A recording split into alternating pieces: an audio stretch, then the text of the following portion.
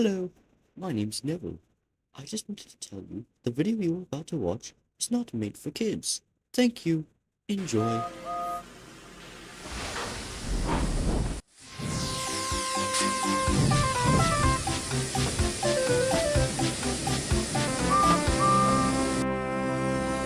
Hello, Edward.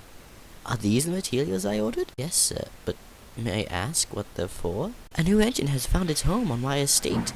I believe you might know him.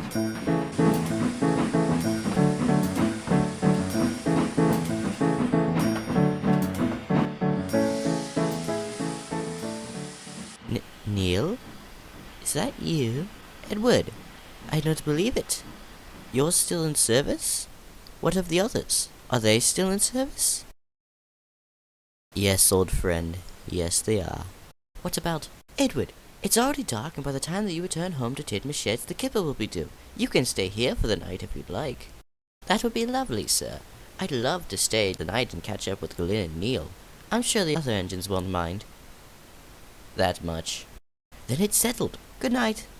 Good night, sir. You've come at a convenient time, Edward. I was telling the story of the early years of the railways, and we just got to the part where you arrived. If you'd like, you can tell this part of the story. Now, where do I begin? I suppose I should start from the very beginning. When I was young, I worked for the Finesse Railway. I didn't have a name back then. In fact, none of my siblings did. I was the youngest. My class was, at the time, a very high-end express engine, and my brothers let that get to their heads. They were rude and pompous, and hated pulling goods. Our controller, Mr. Howard, was just as uncivil, if not more. He told us, "You are all the best, and destined for greatness, and destined to replace those before you. However, if you act up, then I might just take away your destiny." My brothers were rude to their predecessors. However, unlike my brothers, I spoke to the older and wiser engines kindly. They told me they were told the exact same thing whenever they were built, and now they were lucky to even pull a single train.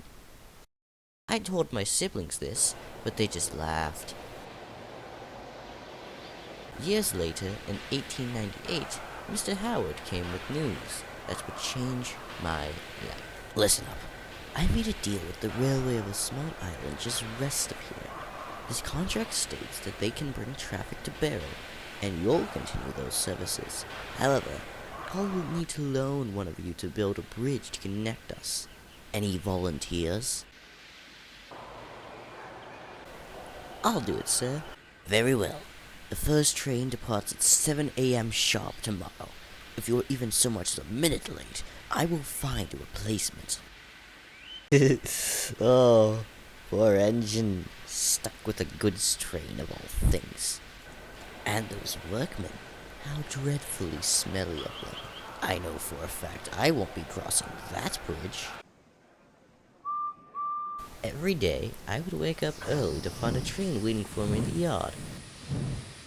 Eventually, in 1901, the bridge was nearly completed, with enough distance between the two sides where I could have a conversation with the engine adjacent to it. Oh, hello. My name's Neil. Who are you?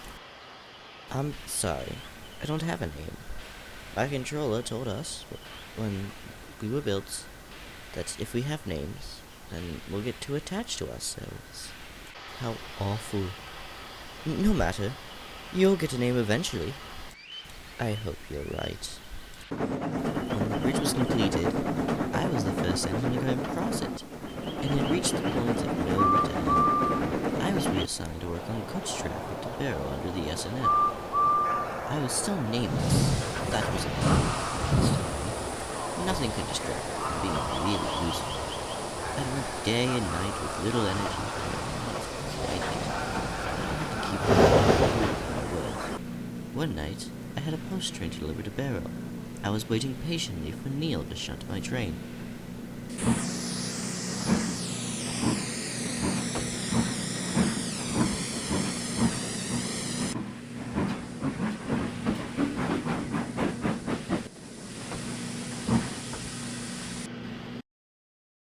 Are you alright, Edward? You seem tired. I'm fine, Matthew.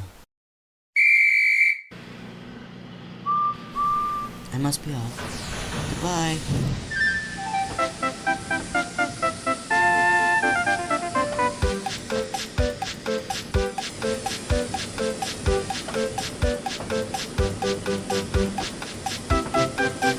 Take care.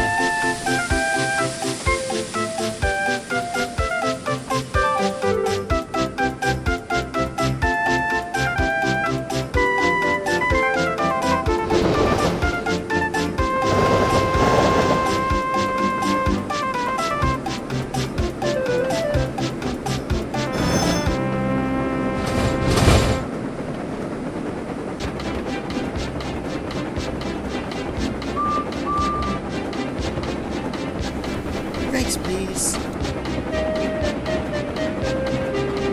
Help! Help! We can't stop! We can't stop!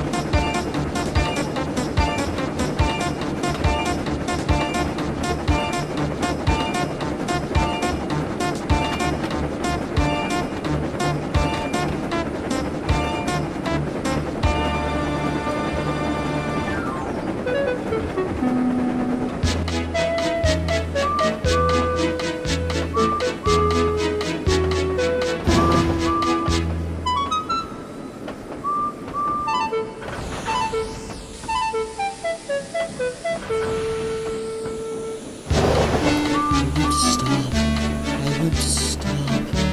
I want to. I've stopped. Your parts have aged and your brake pipes leaked. That's why you didn't stop. And your front is badly damaged. I'll telephone Barrow to tell him what happened. Oh, poor engine. He worked himself almost to death. I hate how he must feel right now. My poor soul. Finesse couldn't med me, since I technically wasn't their engine. And the Sodor and mainland couldn't because they didn't have the money to. Wellsworth and Sudbury put me in the back of their shed for years. I was let out eventually. But I'll let Neil tell that story, because that's a story for another day.